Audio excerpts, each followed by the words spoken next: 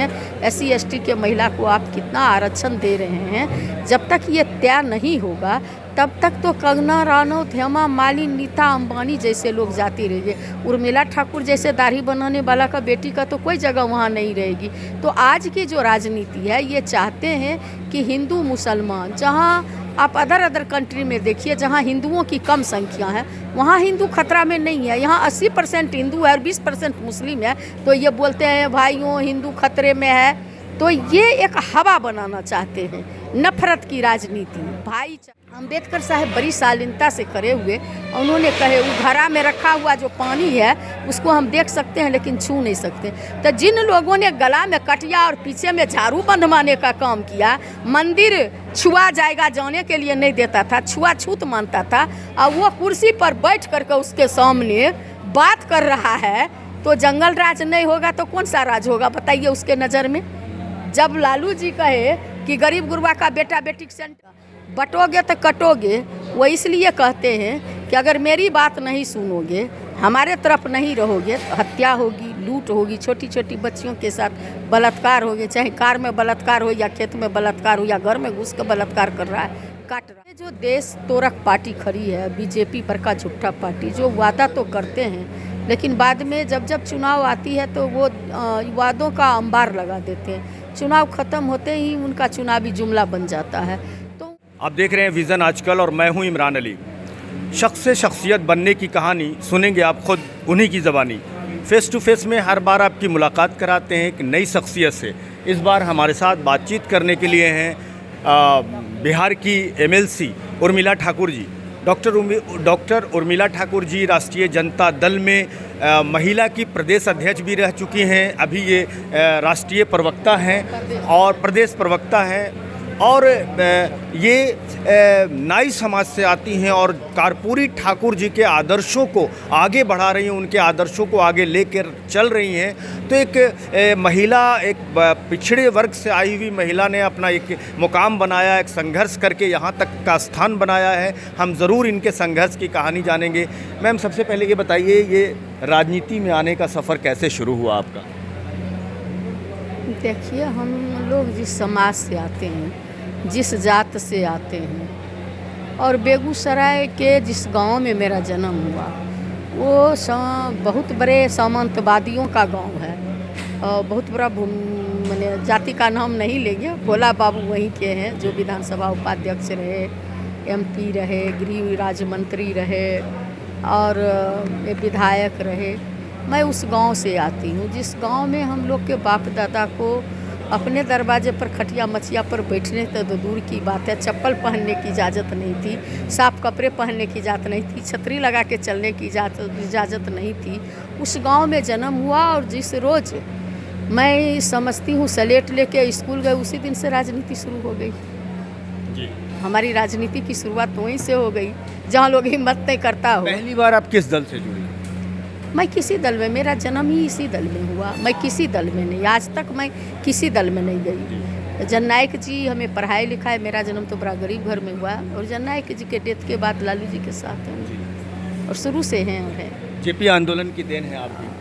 JP आंदोलन में मैं बहुत छोटी थी, लेकिन घर परिवार में मेरे पिताजी और सब JP आंदोलन की कहानी और JP आंदोलन से प्रभावित थी। मैं JP आंदोलन में भाग लेने लायक उस समय। पद की शुरुआत कैसे हुई? जैसे आप राजनीति में आई तो एक के बाद एक आप जैसे प्रदेश अध्यक्ष बनी, अभी वर्तमान में MLC हैं आप, तो ये पद की शुरुआत कैसे हुई? कैसे आप फिर एक के बाद एक पद पे पहुंचती चली गई? 2000 से पहले मैं अति पिछड़ा प्रदेश महासचिव बनी थी जब मंगनी लाल मंडल जी थे, जो अति पिछड़ा के अध्यक्ष हुआ करते थे, तो उन्होंने हमें बनाए थे। और 2000 में मैं जिला परिषद रही बनी 2000 से 2005 तक, और बिहार में सबसे ज़्यादा वोट से जीती जनरल सीट से। और उस समय मैं जिला में शिक्षा स्वास्थ्य की चेयरमैन भी रही। तो मेरा कार्यकाल जो है इसी तरह का शुरुआत हुआ और पार्टी ने जो भी पद हमें दिया उसे मैंने बखूबी और पूरे वफादारी के साथ निभाने की कोशिश की। कई बार हर एक 3 साल पर मैं पार्टी की प्रवक्ता रही, पार्लियामेंट का चुनाव हो या विधान, हमेशा पार्टी का मैंने इतना भरोसा और विश्वास जीती हूँ कि हर बार स्टार प्रचारक रहती हूँ पार्टी की। तो पार्टी हम पर भरोसा मुझे करती है, तो मुझे भी लगता है कि उनके भरोसे पर मैं खरा उतरी है, मेरी पूरी कोशिश रहती है। लालू जी ने समाजवाद की राजनीति की, गरीबों और कमज़ोरों को आवाज़ दिया, दलितों पिछड़ों को आवाज़ दिया। आप अभी वर्तमान में राजनीति को किस तरह देख रहे हैं? देखिए, वर्तमान में जो राजनीति है, ये जो देश तोरक पार्टी खड़ी है, बीजेपी पर का झूठा पार्टी, जो वादा तो करते हैं लेकिन बाद में जब जब चुनाव आती है तो वो वादों का अंबार लगा देते हैं। चुनाव ख़त्म होते ही उनका चुनावी जुमला बन जाता है। तो उन्होंने जो इस देश में राजनीति करना चाहे, उस राजनीति में जो गरीब गुरुआ का बेटा बेटी है, उसे सरवाइव करने का कहीं चांस नहीं है। आप देखे होंगे जब पार्लियामेंट के नए भवन का उद्घाटन हो रहा था, तो इस देश का प्रथम नागरिक जो हमारी देश के राष्ट्रपति हैं द्रौपदी मुर्मू जी, उन्हें दरकिनार कर दिया जाता है और कंगना रनौत जैसे लेडी को एंट्री मिलती है। तो ऐसी परिस्थिति में जो इस देश में खास करके महिलाओं का जो आरक्षण का बात किया, हमें नहीं लगता है कि 2039 में भी वो लागू होगा। और अगर वो लागू होगा तो जब तक बाबू लालू प्रसाद जी उसी पार्लियामेंट में थी और इसी गया के सुरेंद्र यादव जी उस बिल को फाड़ने का काम किए थे। ये भी बात आपको याद होगी कि आप अति पिछड़ा महिला को कितने आरक्षण दे रहे हैं, दलित महिला को कितना दे रहे हैं, अल्पसंख्यक के महिला को कितना दे रहे हैं, SC ST के महिला को आप कितना आरक्षण दे रहे हैं। जब तक ये तय नहीं होगा तब तक तो कंगना रनौत, हेमा मालिनी, नीता अंबानी जैसे लोग जाती रहेंगे। उर्मिला ठाकुर जैसे दाढ़ी बनाने वाला का बेटी का तो कोई जगह वहाँ नहीं रहेगी।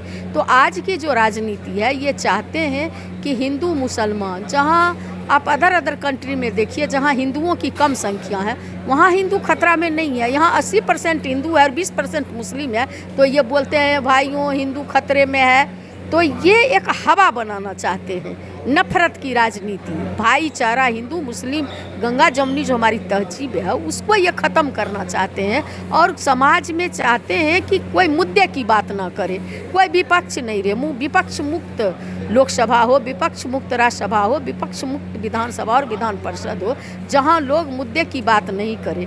तो ये जो तोरक पार्टी है, तो एक ही विकल्प बच जाती है जो बाबू लालू प्रसाद यादव है और हमारे जो इस राज्य ही नहीं इस देश का सबसे युवा प्रभावशाली नेता तेजस्वी प्रसाद यादव है, जिनके डिक्शनरी में असंभव शब्द नहीं है। उन्होंने असंभव को भी संभव करके दिखाए। जिस समय 2000 याद होगी कि 2000 में जब आदरणीय नेता बोले कि हम 10 लाख नौकरी देंगे, तो यही थके हारे मुख्यमंत्री, यही सब लोग बीजेपी वाले लोग, RSS वाले लोग उस समय हमारे राष्ट्रीय अध्यक्ष जेल में थे।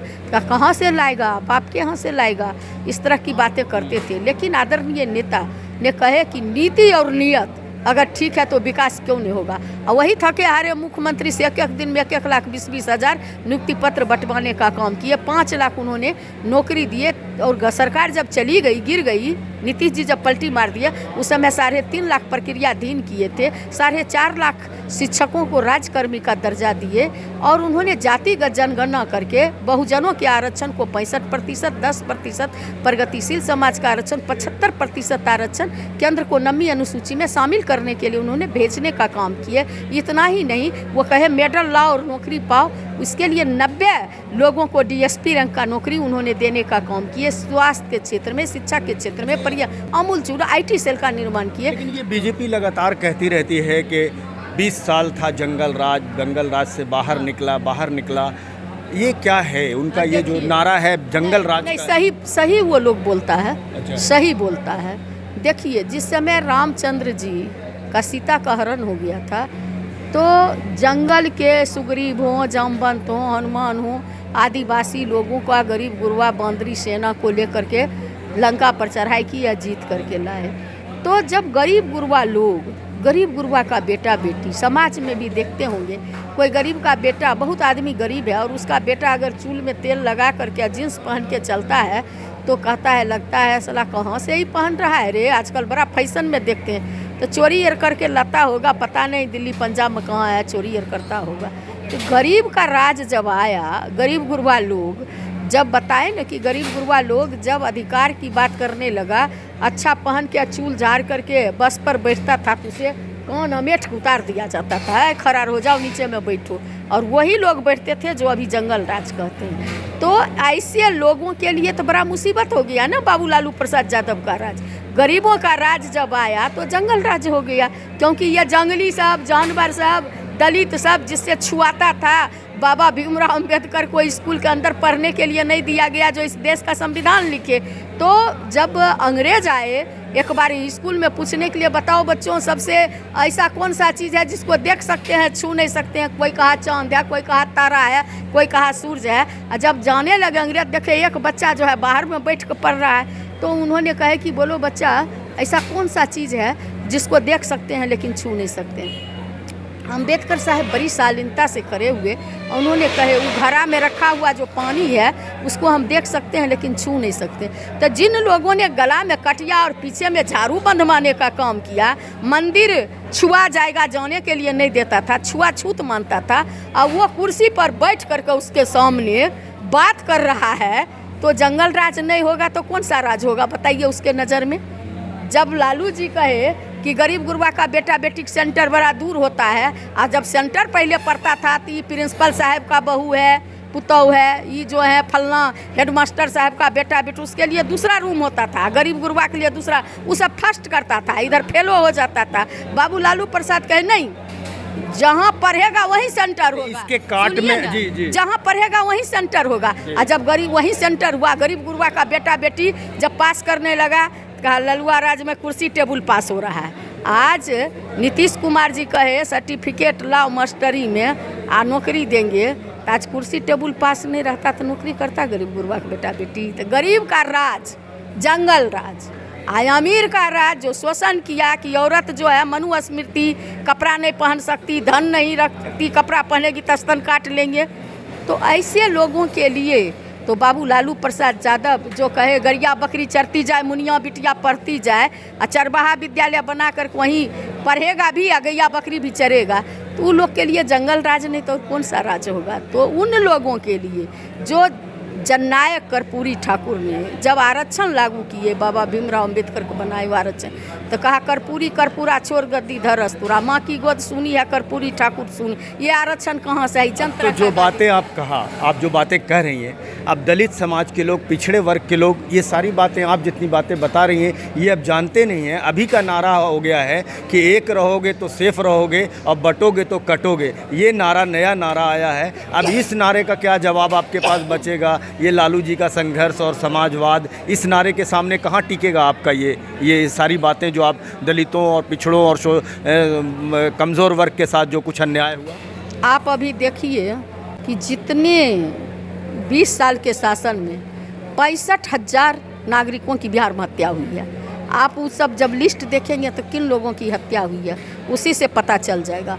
बटोगे तो कटोगे, वो इसलिए कहते हैं कि अगर मेरी बात नहीं सुनोगे, हमारे तरफ नहीं रहोगे, तो हत्या होगी, लूट होगी, छोटी छोटी बच्चियों के साथ बलात्कार होगी, चाहे कार में बलात्कार हो या खेत में बलात्कार हो या घर में घुस कर बलात्कार कर रहा है, काट रहा है। मैं गई थी एक सपना, क्या डिफाइन कर रहे हैं आप? हम तो हमारे जो गरीब गुरबा लोग हैं वो जो कर रहा है, तो हमारे गरीब को, बाबा भीमराव अंबेडकर के संविधान को जो तारी पार आदमी है, जिसको अपने राज्य में रहने की इजाज़त नहीं है, देश का गृह मंत्री बन के अंबेडकर कह रहा है, और भगवान का नाम लेता स्वर्ग से। उसने स्वर्ग देखा है? स्वर्ग तो ये हुआ कि गंगा में डुबकी लगाओ, कितना लोग मर गया, कोई आता पता रहा? आप देखते हैं कि भगवान को भी ठगने वाला सुराग हो गया, छेद हो गया, पानी ये हुआ। जहाँ भगवान को स्थापित का वहाँ लोगों ने उन्हें नकार दिया, हरा दिया। तो ऐसे अयोध्या में हार गया लोग। तो ऐसे लोग की बातों को, हमारे गरीब गुरबा को ये होना चाहिए कि हम एक हो करके, जो जगदेव बाबू कहे कि 100 में 90 शोषित है, 90 भाग हमारा है, 10 का राज 90 पर नहीं चलेगा। गरीबों ने ललकारा है, और गरीबों ने ललकारा है, धन और धरती सभी चीज़ में 90 भाग हमारा है। तो इन लोगों को एक होना चाहिए, एकजुट और एक मुस्त। बाबा भीमराव भी कहे कि एक बनो, नेक बनो, संघर्ष करो, और उस हाउस में जाओ जहां माँ के पेट में पलने वाले बच्चों की तकदीर लिखी जाती है। इसलिए हमारे गरीब गुरबा लोग सारे बातों को समझ रहे हैं। बिहार की जनता डबल इंजन की सरकार से उब चुकी है। पूरा किया है नीतीश जी 20, बस करो नीतीश, अब नहीं चाहिए लोगों को नीतीश जी, जिनके कंधा पर रख के थके हारे और अचेता अवस्था वाले के कंधा पर रख करके जो ये सत्ता की मलाई काट रहे हैं, जो ये बंदूक चला रहे हैं, इनको अब लोग नकार दिया है। न बिहार को विशेष राज्य का दर्जा, न विशेष पैकेज, न 2 करोड़ नौकरी, 15-15 लाख रुपया, बल्कि देश का व्हाइट मनी विजय माल्या, मेहर अली चौकसी, नीरव मोदी, ललित मोदी के माध्यम से भेजवाने का काम किया। इसलिए बिहार के लोग बढ़ता बिहार, उगता बिहार, जुबा बिहार और विकसित बिहार के लिए 2025 में तेजस्वी जी को बिहार को मुख्यमंत्री बनाने के लिए कमर कस चुके। बहुत बहुत शुक्रिया मैम। बहुत बहुत धन्यवाद। तो ये थी डॉक्टर उर्मिला ठाकुर जी, एमएलसी हैं और राष्ट्रीय जनता दल की बहुत सीनियर लीडर हैं और बहुत सारी बातों का बेबाकी से जवाब दे रही थी। और इन्होंने बताया कि दलितों, शोषितों, कमज़ोर वर्ग के लोगों को अपने अधिकार को, अपने हक को समझना चाहिए और उस अधिकार और हक को समझते हुए आगे निर्णय लेना चाहिए। व्यूअर्स, हमसे जुड़ने के लिए बहुत बहुत शुक्रिया।